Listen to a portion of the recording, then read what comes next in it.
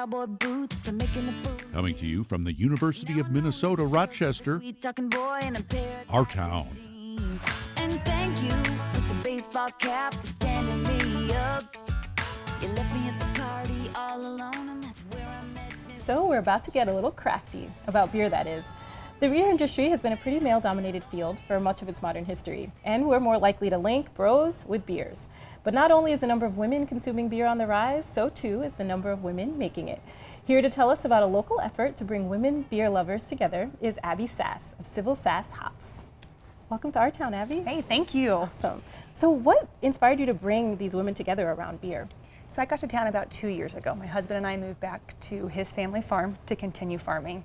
And I came to Rochester to meet women and to network. And when women would find out that I was a part of the beer industry as a producer, they often wanted to get together and share a pint. They got excited the fact that there was another woman who they could go kind of indulge in that passion with. And so I thought that it'd be really neat to get together with these women and share a pint. And women get very enthusiastic when they're together, and there's a lot of good things that happen over conversation, and especially over good beer. And the second part of that was these women, often sometimes when we go out for these pints of beer, would kind of feel a little uncomfortable maybe, and not knowing exactly what to order. And what we did with these monthly meetups was start to create an education portion of that as well. So now we're combining the social aspect of it just to build community over a pint of beer, and then also to provide the education side of it as well and create better and smarter drinkers. Well, actually, women have had this really historical link to beer making, beer drinking. What are some of your thoughts about that? And also, what do you think the future holds for women in the beer industry? So the history of beer is so fascinating. You know, it was a celebratory drink, but at the same time, it was also a way to purify water in some of the countries that it was used. So when you look back at like ancient Mayan times and things like that. So that's like the historical side of it all. But then moving into the future, I think the opportunities are so bright when we look everywhere for women, but especially in the craft beer industry.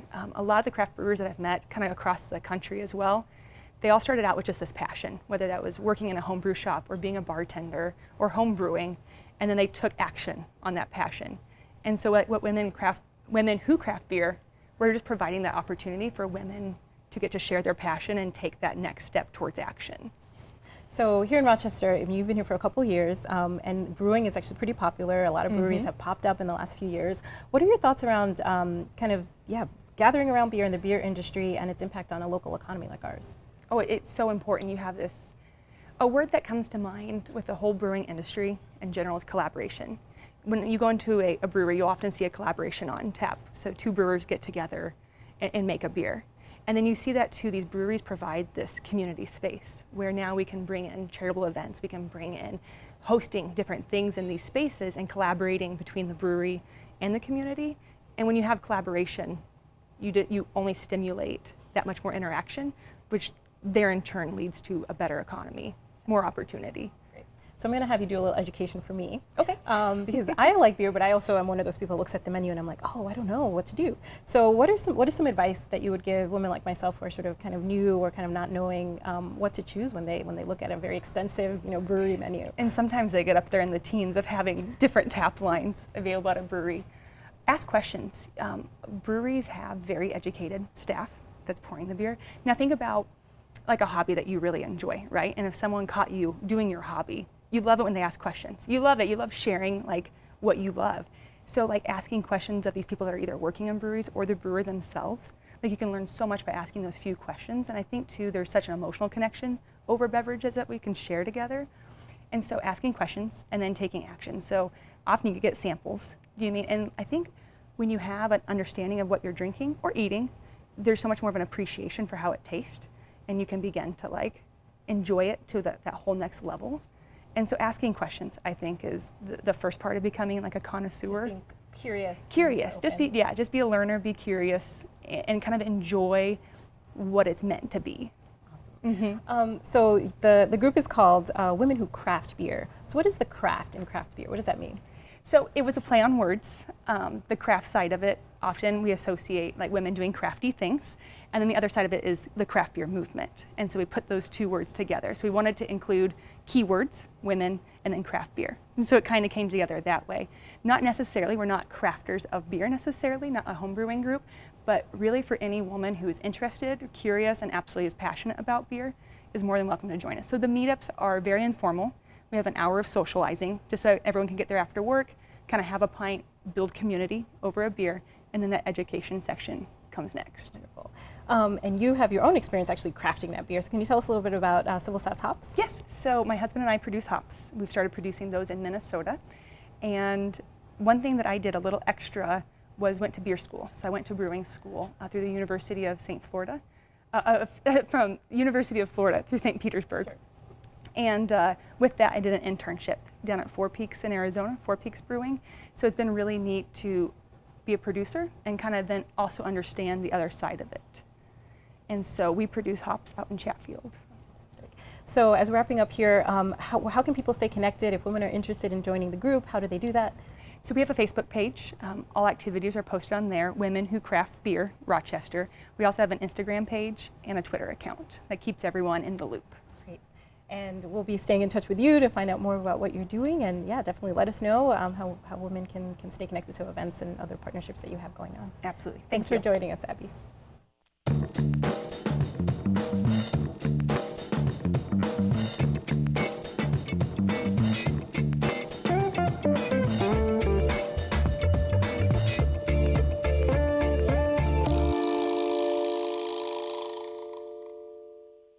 Our Town is brought to you in part by the following amazing people and organizations.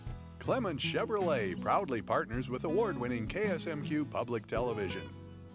Clements Chevrolet in Rochester. Clements' clear value promise is to make buying a car fast, fair, and simple. The Minnesota Arts and Cultural Heritage Fund and the citizens of Minnesota. And the members of KSMQ Public Television. Thank you. Be sure to stick around. We've got more great stories coming up on Our Town, the show about Rochester. We grab a drink and test your knowledge with some DJ trivia at a local bar, and we learn about the newest little movie theater in town. But up first, we go on a musical journey with music producer Brian Dunbar in this week's Our Culture segment.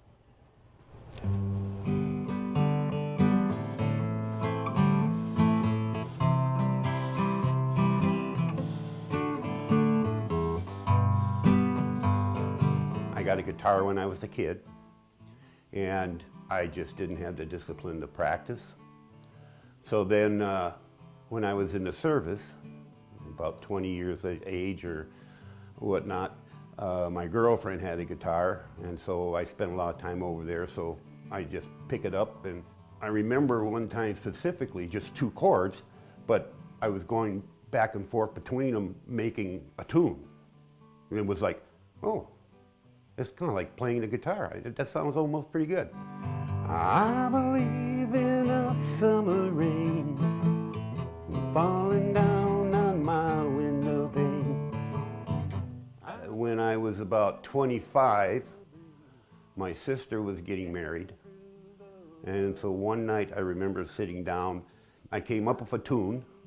There's no process to songwriting. It's not some big technical thing. It's just inspiration, getting the tune and getting the words to it. I believe in a distant train, that fading whistle takes me home again. His daughter contacted me and said her and her siblings got together like, we'd like to buy a recording session for my dad. He's written all these songs and a lifetime worth of songs. He's never recorded any of them professionally. He'd really like to do that. So we're gonna buy him a 6-hour session. And that turned into like having his songs fully produced. I think the kids were just thinking, go in and get your songs recorded really nice. And it turned into a lot more than that. All right, so now we're recording again. We're gonna come up. Here we go, verse 3. And I believe in the rest of the sea, and a ship that I call fantasy.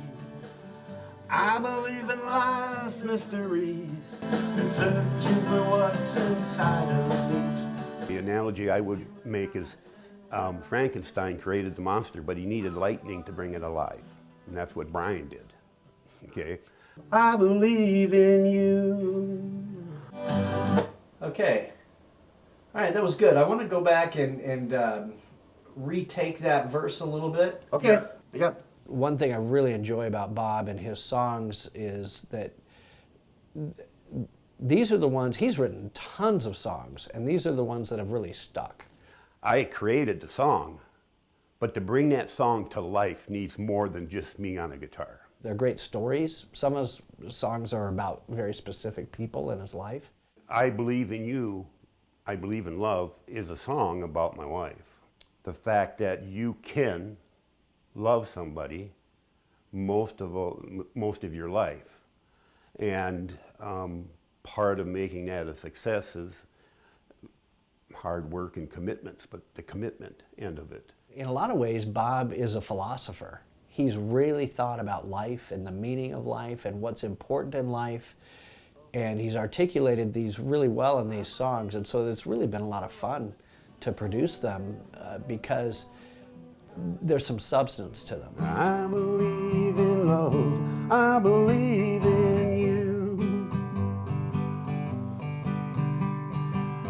I believe in a distant train, that fading whistle takes me home again.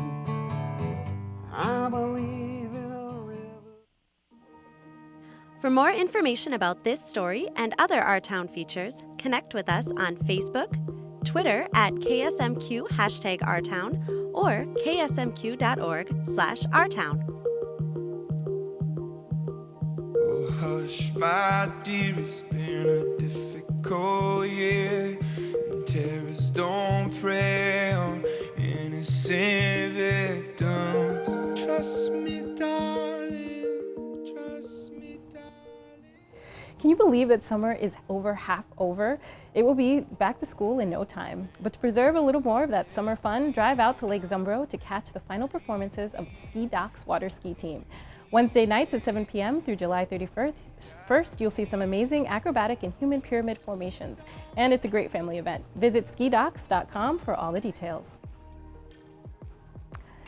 Did you know that there's a mini farmers market on historic 3rd Street? And now is the perfect time to benefit from summer's bounty. There's sweet corn, tomatoes, zucchini, always enough zucchini. Have you ever tried some zoodles? They can be found on Thursday from 11 a.m. to 3 p.m. You can check out rochfarmersmarket.org to get information on all the locations for the Rochester's Farmers Market. And there's a glow-in-the-dark Ninja Warrior obstacle course. If this sounds like your kind of fun, try out the Insanity After Dark Glow Party at Insanity Air from 6 to 9 p.m. on Friday and Saturday nights. Enjoy more than 3,200 square feet of fun with black lights and special effects, lighting, music, trampolines, and the works. More information, including prices, at airinsanity.com. And here's a quick heads up for those of you who park in the 3rd Street ramp downtown. A new payment system went live on Monday, July 22nd. The function of the new system at 3rd Street ramp aligns with the system in place at other municipal ramps. So pricing will also match other municipal ramps, which means parking for an hour or less is free. Other pricing bands match other ramps with a maximum of $16 as a daily rate. This change will eliminate the 3-hour time limits previously in place at 3rd Street ramp. Payment should be made at the payment kiosks located in the ramp lobbies. Visit rochestermn.gov if you have any questions. And speaking of questions, check out DJ Trivia at Broadway Bar and Pizza in this week's Walkabout segment. All right, we got 55 seconds remaining. Here's the question. What was Irvin Magic Johnson's number when he retired from the NBA? Was it A, 33, B, 31, C, 23, or D, 32? Correct answer is D, 32. It's nice to get together and answer questions and work with a team. We have a team that we've been with for a while, so it's fun. We're ahead right now. It's just a lot of fun. We give out prizes for first, second, and third place. And tonight we've got 10 different teams here playing, so it's a great way to spend a Monday night. Did you know the answer to the Magic Johnson question? Yes. You got that one, yeah. Nobody gets them all, but, you know, there's a lot of tough questions. competition on different nights, but we do it on different nights. It's good mental exercise. Was that the Ellen one? Short hair, brown. You were dead on. Castor and Pollux are the twins from Greek mythology. So the twins, so it's Gemini is the answer. Whoops. We usually write our answers down. We usually don't say them out loud because then somebody else will get them too. Thank you. You're welcome. All right, guys. Castor and Pollux are part of which constellation? Correct answer there is C, Gemini. It's usually between two answers that we think that's the right one, but we usually are wrong. We start out good and then we fall apart when it gets tougher. We see a lot of the same players. A lot of people come back and play more than one time. So we actually have a league going, so there is a league element to it as well. Category for this one is everybody's favorite, Eyes Famous. Name this celebrity, first and last name. 1, 2, 3, there it is. Steven Tyler from Aerosmith. Good job, everybody. Hey, by the way, hey, guess who's going out tonight? By the way, hey, by the way, guess who's going out tonight? Will the magic of film and movie theaters stand the test of time? With streaming video on our computers and phones, how we see and experience movies is changing. But while our devices get better and better at streaming pocket-sized video, there's been a revival of community microcinema. Here in Rochester, Microcinema Grey Duck Theater opened its doors in late spring. Here to tell us about the little theater that could and what a community cinema means for the city is Grey Duck's owner, Andy Smith. Welcome to our town. Hi, thanks for having me, Nicole. I'm glad to be here. Of course. Can you tell us a little bit about just the origin story of the Grey Duck Theater and what the need was that you saw here in Rochester? Yeah, absolutely. I mean, the short version is I grew up in Los Angeles where there's a lot of film communities that build up, and I loved being a part of them then. And as I moved to the Midwest, my wife is from the Twin Cities, so moved out here. I realized there wasn't as much of that, even in major metropolitan areas. Even bigger cities like Rochester, over 100,000 people, didn't have anything like that. And so I wanted to bring that to an area that didn't have it. And we looked at a lot of different places, but Rochester, for a lot of reasons, really fit the bill of what we wanted, and a place that we thought was ready for this sort of thing in the arts and culture area. And so we made the leap. So walk us through the space. It's a microcinema. It's out in the Cook Design District. Tell us what people can expect when we go out there. Yeah, so we're on 6th Avenue Northwest. It's like a 9-minute walk from the Gonda building, so very close to downtown. And we worked very hard to make it a welcoming environment. When you walk through the doors, it really just looks like a coffee shop, because we're open 7 a.m. Monday through Friday, 9 a.m. on Saturday as a coffee shop. So you can come in, just grab a latte and leave if you want, because we want that lobby to be a welcoming space. But also, if you go through a door just to the left of our bar area as you walk in, you'll see we're a fully functioning theater. We seat 66. Most people are very impressed by the size of it. It feels big. We're very professional, a lot of people say, because you're maybe not expecting that when you hear the word microcinema.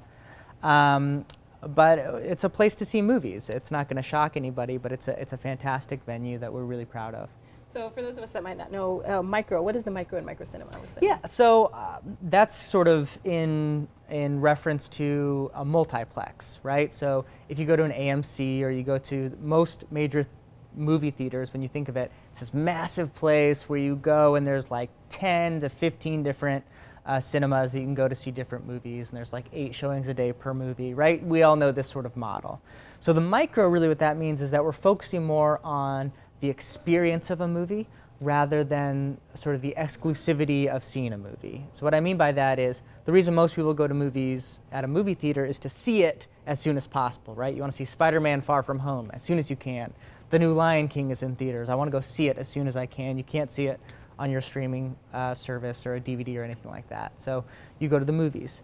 Microcinema really focuses more on the experience as a whole. What it's like to come in and sit and see a movie in a community and to see a more thoughtful movie that you possibly couldn't see or didn't know about otherwise. Micro obviously literally means we're a little smaller, right? 66 seats in opposed to a usually 150 to 300 seat cinema you'd go to at an AMC. So there's a lot of different ways you can describe it, but at its base, and you described it well in the opening, we're about the experience of seeing a movie and about the communal nature of seeing a movie, more than just come see a movie that just came out on Friday. So in terms of those films that you show, what kinds of films have you been showing? Are you planning to show, and how might they differ from some of the movies you could watch at a multiplex? Yes, most movies that the public in general know about are released by the 6 major studios in Hollywood or Los Angeles. So like Disney, Paramount, you know, all those logos you see when you see a movie that come across the screen, those are usually major films. But what the public generally doesn't know about is the tens of hundreds of films that are made that are outside of that purview of major motion picture, outside of your Marvel films, your Bond films, which by the way, I love. I always want to be careful. I don't want to downplay blockbuster movies. Sure. They're super fun.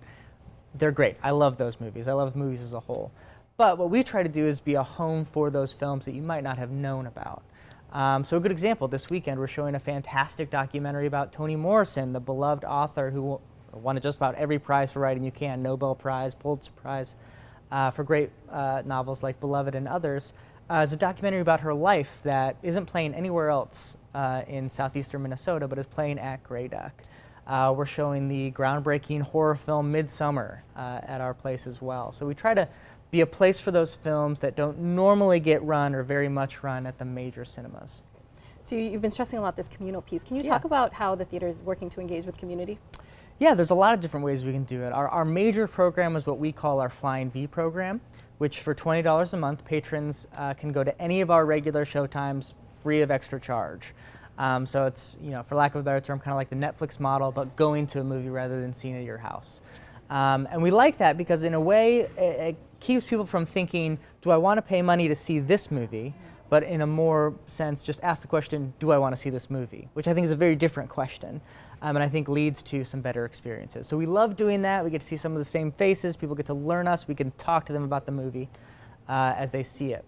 Other than that, we also, at least once a month, we're hoping more as we move along, host Q&A sessions after films. Normally those have been on Sunday evenings, where we get a panel of experts to touch down the themes talked about in a film to Rochester, to local either politics or local experiences. One of my favorites was this past month we screened a film called Rafiki, which is a film coming out of Kenya about a lesbian love story and its acceptance or not acceptance in the that atmosphere. And so we showed that film, and then on Sunday night we had Rochester Pride host a panel Q&A discussion. And so we love stuff like that, and that's something that you're not going to get at a major motion picture cinema, but we love to do it at Grey Duck. In terms of the neighborhood that you're in the Cook Design District, how do you see the theater kind of complementing and enhancing that space in the neighborhood and then just the wider arts and culture scene here in Rochester? Yeah, so it's a great neighborhood. If anyone has ever not been to the Cook Design District or just the Cook Park District in general, it's so fun. There's such a wide variety of people there. It's sort of a neighborhood in transition between younger families as well as people who've lived there for 40 years. Our neighbor across the way has lived there for like 40 years and she loves it. So we love that intersection of different kinds of people, and we love as much as we can to be a place for the arts there. So we don't just host films, we also have fun things like trivia nights, we have open mics for musicians. Saturday mornings from 9 to noon, we show old cartoons for families to come and view free of charge. Right now, as this is taping, we have our Thursday afternoon craft counter where we provide supplies and guidance for crafts for families to come in. So we really try to be very particularly fill that role of a neighborhood coffee shop and community space, as well as that larger art space for things like music, for things like obviously movies is our focus. And we really do think we're unique in Rochester. We're really unique in southeastern Minnesota as a whole, of a place that is building community around film. But we think we're really a new flavor for Rochester. So we noted this a little bit earlier, but we're sort of kind of in this big technology boom around how we access video and how we experience it. But then we also have the sort of rise of the microcinema. So what do you see as the future of spaces like Grey Duck in the future? Yeah, I see our place as being very different from like a Netflix or a Hulu or even from the AMCs, as I just talked about. Their model is really built around content and bringing it to people, right, in different ways and different scarcity models. Ours is very much about two things, community and people. We're about creating a space where people belong, where they come and they enjoy their time, and that they experience something different. They see the art and they experience it communally. So, you know, a Netflix showing, you know, a film is not, I'm not nervous about that. I think that's great that you have that avenue because we offer something different. We get seeing something in community spaces. I always tell people, when you see a movie, no matter how bad or good it is, what's the first thing you want to do? You want to talk to someone about it, right? Whether it's your significant other, whether it's someone at work, you think, oh, I need to talk about this movie. And what we offer is scratching that itch immediately in a community, no matter what kind of movie you see. So that's really what we feel like we're doing. We're creating a space of belonging for people who love film or people who just love engaging with different concepts or thoughts or people. I'll close, I know I've gone a little long on this, with a great quote that I love by Roger Ebert, who says that movies are the greatest empathy machine in the world. And that empathy, because you are in somebody else's shoes for 2 hours, is so powerful that we think you need to experience it with other people at the same time. Well, thanks so much. That's a great note to end on. Thanks for joining us today, Andy. Yeah, thanks for having me. I love being here. And hope you can catch a show or two over at the Great Duck Theater, so check that out. And don't forget that Down by the Riverside continues this week with a performance by up-and-coming country artist Lindsay L. And here's a little taste of her music. Check her out Sunday night, July 28th at 7 p.m. from the University of Minnesota, Rochester. We will see you next week on Our Town, the show about Rochester. By the way, hey, by the way, guess who's going out tonight?